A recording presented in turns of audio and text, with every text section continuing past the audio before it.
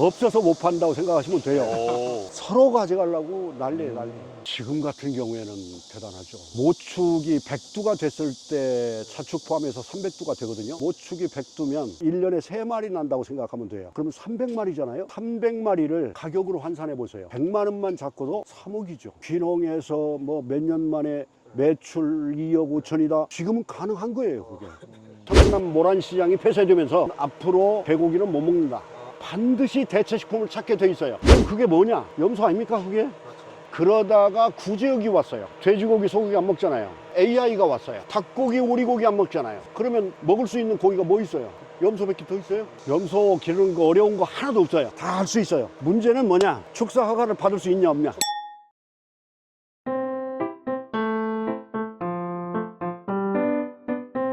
안녕하세요. 반갑습니다.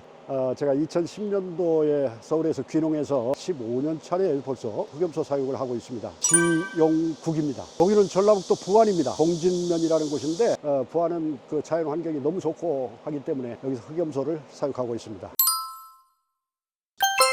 하루 일과가 어떻게 되세요? 흑염소는 아침에 6시 그때부터 시작해가지고 한 10시까지 그때까지 하면 끝나죠. 일축사. 여기는 전부 수컷들이에요. 아직 거세하기 전. 흑염소도 종이 따로 있나요? 토종 흑염소는 지금 없다고 봐도 돼요. 교잡해가지고 이제 개량한 거죠. 덩치를 키운 거. 지난주 목요일 날 여기 있던 애들이 이제 출하한 거예요. 둘이는 종모 후보, 그러니까 종자 수컷이란 말이죠. 나머지 것들은 이제 전부 조금 더 크면 거세를 해서 이제 출하하게 되죠. 초기 투자 비용이 적다. 한우를 한다 그러면 축사 하나 짓는데도 2009년도 100평짜리 짓는데 1억 2천 들어가는데 얘네들은 뭐 하우스로 해도 되고 그러니까. 두 번째로 사료 대체 효과가 높다. 볏짚 같은 거 부안에 얼마나 많아요. 그 다음에 질병에 매우 강하다. 거의 질병이 없다 하는 거. 여러 가지 그런 조건들 때문에 흑염소를 하려고 했고, 또 뭐가 있냐면 2002 월드컵을 거쳐오면서 항상 개고기가 문제가 됐어요. 평창 동계올림픽의 마스코트가 뭔지 기억나세요? 호랑이 아니에요? 호랑이죠. 원래는요 진돗개였습니다. 개 먹는 나라가 무슨 진돗개냐, 그래가지고 바꾼 거예요. 그 다음에 개고기의 메카라고 할 수 있는 성남 모란시장이 폐쇄되면서 앞으로 개고기는 못 먹는다. 전통적 보양식을 못 먹게 됨으로 해서 반드시 대체식품을 찾게 돼 있어요. 그럼 그게 뭐냐? 염소 아닙니까, 그게? 저 어렸을 때 기억에도 집집마다 염소 두 마리, 세 마리를 다 길렀어요. 동생 낳으시면 한 마리 잡아서 몸보신 하느라고 이렇게 드시고 그러셨단 말이지. 그러다가 구제역이 왔어요. 돼지고기, 소고기 안 먹잖아요. 그러다가 2011년도에 AI가 왔어요. 닭고기, 오리고기 안 먹잖아요. 그러면 먹을 수 있는 고기가 뭐 있어요? 염소밖에 더 있어요? 그래서 2014년도에 17,000원까지 갔습니다. 귀농인들이 엄청 시작을 한 거예요. 그때까지만 해도 허가가 필요 없었어요. 그러다 보니까 가격이 툭툭툭툭 떨어지는 거예요. 엄청 힘들었죠. 2018년 같은 경우에는 사육비가 커버가 안 될 정도, 그 정도까지 됐어요. 그런데 그런 때가 오면 반드시 반등하게 돼 있거든. 그래서 그때 농림부에서 모축 도태 사업을 했어요. 모축을 도태시키면 두당 10만 원씩 준다. 키워봤자 지금 사료값도 안 나오는데 10만 원 준다 그러니까 얼마나 좋아. 그래서 저는 절대 하지 마라. 절대 하면 안 된다. 2020년 7월에 가면 무조건 10,000원 된다. 그때 당시 5,500원이었어요. 그 다음 2020년 1월부터는 단속에 들어가. 그럼 무허가 축사 안 돼. 모축 다 도태했겠다. 사육두수가 확 줄어들잖아요. 제도에 부합하는 경우에만 축사 허가가 나오고 그러니까 7월 달에 10,000원이 됐어요. 올해 2월 달에 22,000원까지 갔어요. 지금 19,000원 정도 되고 있거든요. 저는 이제 전국 사육두수 이런 데이터를 다 가지고 있어요. 지금은 빅데이터예요. 데이터로 해야 돼. 앞으로 가격이 어느 정도 될 거다 하는 것이 감이 오거든요.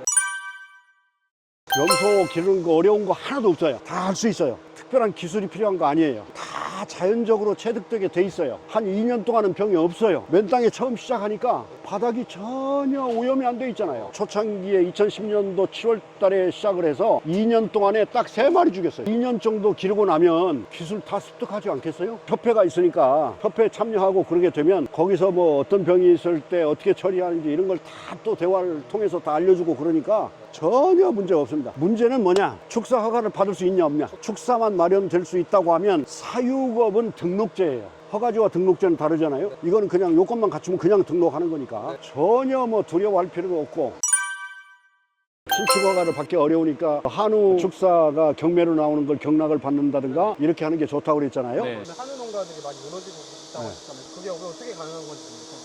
이자가 높다 보니까 거의 축사를 지으면서 이제 대출을 받아서 했기 때문에 그걸 감당하지 못하는 농가가 많아요. 거기다가 한우 가격이 계속 떨어지니까 감당을 못하고 축사가 경매로 나오는 게 많습니다. 그 경매로 나오는 걸 경락을 받으시라는 거죠. 나는 흑염소를 해야 되니까 축종 변경을 해야 돼요. 우리 부안 같은 경우에는 축종 변경을 해줘요. 어떤 지자체는 축종 변경을 아예 안 해준대요. 염소를 기르려면 축사 개조를 해야 되니까 반드시 기존 농가를 방문해서 보시라. 제가 이 축사를 6번 개조한 겁니다.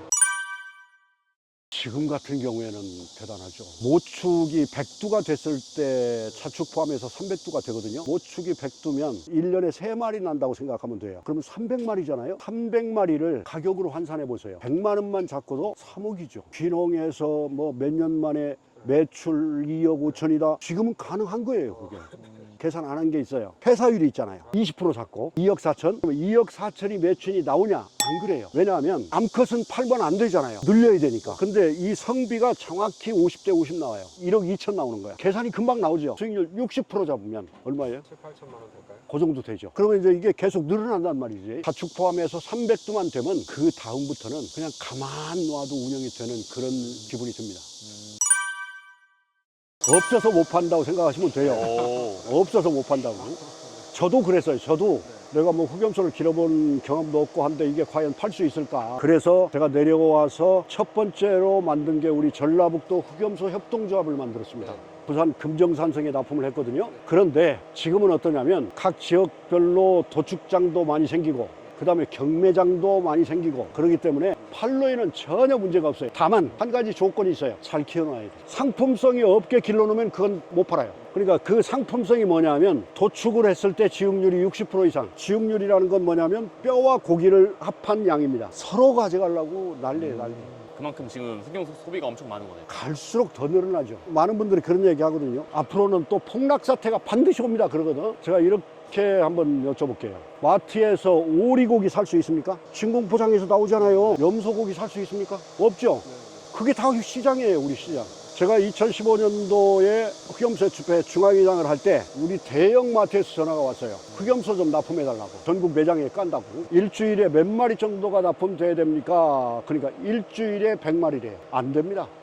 죽어도 안 됩니다. 그 100마리를 채울 수가 없어요. 그래서 못한 거예요. 근데 앞으로 그렇게 돼야 돼요. 마트에서 돼지고기나 소고기나 이런 거 살 수 있는 것처럼 염소고기도 거기서 살 수 있게 해야 되거든요. 그게 다 시장이에요. 그러면 앞으로 염소 시장은 무궁무진하다 이렇게 볼 수 있어요. 우리 농장으로 고기 산다고 전화 오시는 분은 엄청 많습니다. 그래서 제가 가격을 기준으로 환산한다면 14,000원 밑으로는 절대 안 떨어진다 이렇게 말합니다. 적어도 앞으로 2년 내에는 흑염소를 새로 시작하는 농가가 많이 늘어난다는 걸 감안하더라도 충분히 수익률이 보장된다 이렇게 보는 거죠. 얼마든지 지금 시작해도 된다.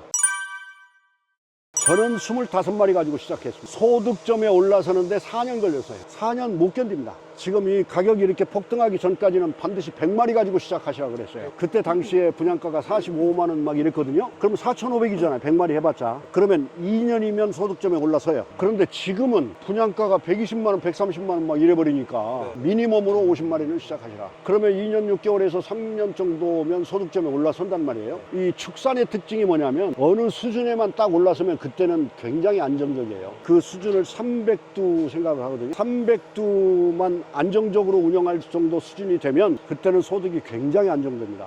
또 하나가 장점이 뭐냐면 축분이 상대적으로 적어요. 한우에 비하면 이건 축분이라고 볼 수도 없어. 이거 분기별로 한 번 치우거든요. 1년에 4번. 그 다음에 냄새가 안 나요. 지금 냄새 납니까? 솔직히 안 나네요, 냄새. 안 나죠. 그래도 냄새가 전혀 없는 건 아니겠죠. 네. 그렇게 되면 어려운 게 거의 없어요. 먹이 주는 것도 지금 아침에 한 번 준 게 3년 됐어요. 농사리하고 조사리와 한꺼번에 몽땅 주는 거죠. 그렇게 해놓으니까 시간적인 여유도 있어요. 거의 할 일이 없어요. 많아야 3시간.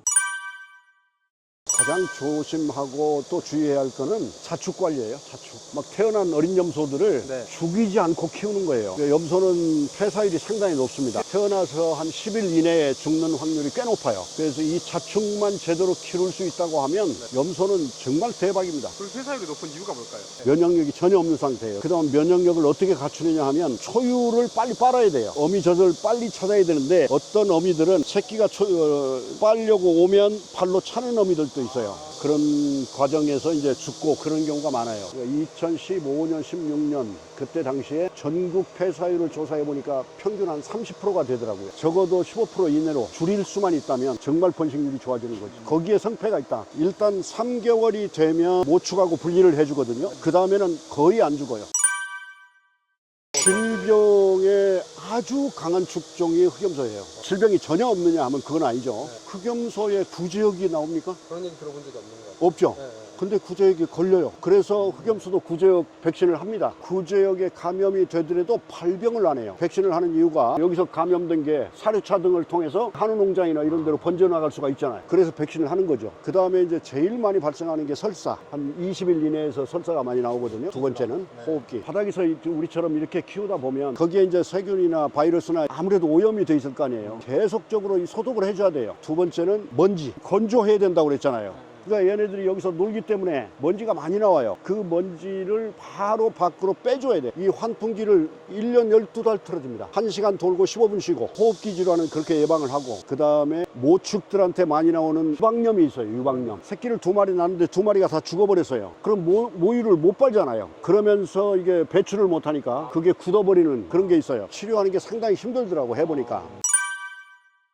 이 축사는 사실 350평 이렇게밖에 안 되지만 공간들이 많아요. 사료차 들어오면 거기서 돌려야죠. 그 다음에 축분 이런 거 움직여야 되죠. 그 다음에 사료 저장할 창고 있어야 되죠. 그런 공간들이 있어야 되기 때문에 1500평 정도 딱 해서 50도로 시작한 다음 100평짜리 하나 딱 짓고 그 다음에 이제 새끼 낳고 그렇게 되면 또 100평짜리 추가로 하나 짓고 이렇게 해서 연차적으로 이렇게 늘려가는 그런 방법으로 이렇게 하면 좋겠죠. 여기는 전부 암컷들이에요. 완전 방목이라는 거는 할 수가 없고 왜냐하면 옛날처럼 약으로 먹는 시대가 아니라 지금은 고기로 먹는 시대이기 때문에 완전 방목을 하게 되면 살을 안 찌잖아요 얘들. 그러니까 축사를 반드시 가지고 있어서 배합사를 먹여야 되고 운동장 개념으로 돌아다니고 풀도 뜯게 하고 이제 그렇게 하는데 우리 농장은 전부 이제 100% 가두리죠. 칸이 전부 나눠져 있는데 얘네들이 다 달라요. 세대가 다르고 이산하고 있는 애들이에요. 두 번째 새끼 낳는 애들. 네. 염소들이 나이를 먹을수록 애들을 더 많이 낳죠? 초산은 한 마리도 많이 나요. 이산부터는 2마리 이상을 낳아요. 2마리 낳는 게 제일 좋아요. 3마리 초과해서 낳는 거는 별로 그렇게 바람직하지 않고. 이게 농사료예요. 배합사료라고 하는 거죠. 이게 배합사료? 네. 곡물 사료죠. 뭐 쉽게 말하면. 그리고 이제 요거는 이제 건초 조사료라고 하는 되게 많은 농가들이 아침에는 이 농사료를 주고 밤에는 조사료를 주고 이렇게 하는 경우가 많거든요. 그런데 저는 아침에 농사료하고 조사료를 한꺼번에 줘버립니다. 이게 이제 왜 그러냐면 볏집에 효소가 있어서 매주 띄우고 하지 않습니까? 네. 효소 작용을 해서 소화를 촉진시키기 때문에 요거를 먼저 주고 그 위에다가 바로 이걸 줘버려요. 여기다 농사리를 주고 여기다 조사리 주거든요. 내 안에서 빼먹게 되는데 빼먹다가 이게 흘리거든요. 애들이 흘려도 여기로 떨어져요. 막 여기 막 반은 전부 다 흘리고 그러거든요. 그런 로스가 전혀 발생하지 않으니까 뭐 여러 가지 방법으로 해보다가 결국은 이제 이걸로 했는데 이게 아주 좋아요. 이게 뭐냐면 크레솔 비누액이에요. 이게 크레솔 비누액. 예, 희석액을 여기다 해주거든요. 이게 어떤 기능을 하냐면 모기 접근을 막아요. 모기 있나 보세요. 없잖아요. 모기가 없네요. 지금 모기 엄청 많을 때예요. 양쪽으로 전부 걸어놨는데 요걸 딱 하면서는 모기가 없어요. 모기가 없으면 어떤 이점이 있냐면 요마비라는 게 있어요. 척추로 기생충이 들어가가지고 이 척추 아래를 마비시키는 거거든요. 그러면 뒷다리를 못 써요. 그 요마비라는 병을 모기가 감염을 시켜요. 요거 하면서부터는 요마비가 한 마리도 안 왔어요. 팔이 잡는 게 있어요. 파워킬이라고 하는 거거든요. 이게 이렇게 돼 있어요. 여기가. 요거를 약간 뿌려주는 겁니다. 그냥 축사 근처에다가 조금 약간만 이렇게 뿌려줘요. 파리가 여기로 모여들어요. 100% 죽어요. 100%. 고온으로 올라가는 거를 이제 환풍기로 해결을 하는 거고, 요걸 틀어주면 그 안에 있는 먼지나 공기가 훨씬 쉽게 빠져나가요. 채널 혹시 공개 가능하신가요? 귀농 신사TV 제가 시리즈로 올리고 있는 게 있는데 이런 것들은 반드시 조심해야 된다. 질병관리라든가 이런 모든 것들을 전부 시리즈로 하고 있어요. 계속 올리고 있으니까 보시면 좀 참고가 될 줄 압니다. 감사합니다. 감사합니다. 수고하셨습니다. 귀농스쿨은 전북특별자치도의 모든 귀농 귀촌인들의 성공을 기원합니다. 출연을 희망하는 전북특별자치도 소재 농가분들이 계시다면 언제든 아래 전화나 이메일로 연락 주시기 바랍니다. 전북특별자치도 농가라면 영상 제작비는 무료입니다. 언제든 달려가겠습니다. 감사합니다.